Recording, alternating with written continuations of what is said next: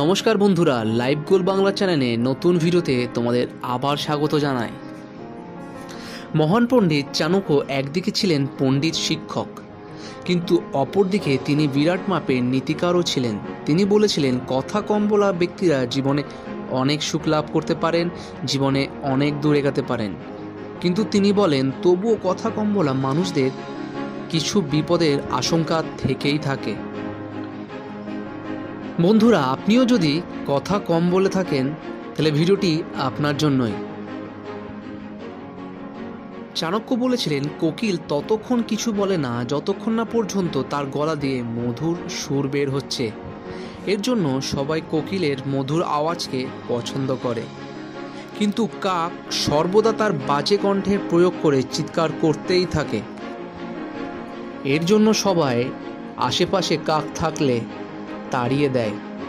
অর্থাৎ মধুর কথা যারা বলে তাদের সঙ্গে মানুষ বেশি মিশতে চায়, কিন্তু যারা তিতো কথা বলে তাদের সঙ্গে মানুষ বেশিরভাগ ক্ষেত্রেই এড়িয়ে চলার চেষ্টা করে। চাণক্য বলেন যে যারা চুপ থাকেন তারা অধিক ক্ষেত্রে খুব সহজ ও সরল ব্যক্তি হয়ে থাকেন।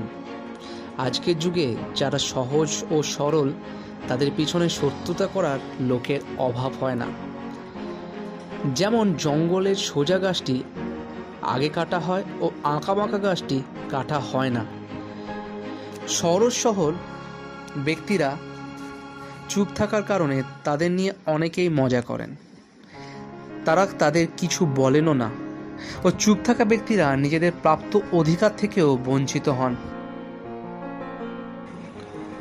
এর জন্য চাণক্য চুপ থাকা ব্যক্তিদের উদ্দেশ্যে বলেছিলেন যে মুখ বুজে সহ্য না করে যারা তাদের পেছনে কটু কথা বলছে তাদের যোগ্য উত্তর দিতে হবে, তাদের কথা বলতে হবে, বেশি করে যোগ্য উত্তর দেওয়া শিখতে হবে। কথা কম বলা ব্যক্তিকে যা কিছু অথবা কটু কথা বললেও তারা তার উত্তরে কিছু কথা বলবে না জেনেই মানুষ তাদেরকে যা কিছু বলতে পারে। যেখানে যেমন দরকার সেখানে কড়া উত্তর দেওয়ার দরকার। তবে এই চুপ থাকা ব্যক্তির কেউ সহজে যা খুশি বলতে পারবেন না অথবা অপমানও করার সাহস পাবেন না। তো বন্ধুরা, আপনিও যদি নিজেকে মনে করেন যে আপনি খুব চুপচাপ থাকেন, তাহলে মহান পণ্ডিত চাণক্যের এই নীতিগুলি আপনার জেনে রাখা উচিত। তো আজকে ভিডিওটা এখানেই শেষ। ভালো থাকবেন সবাই।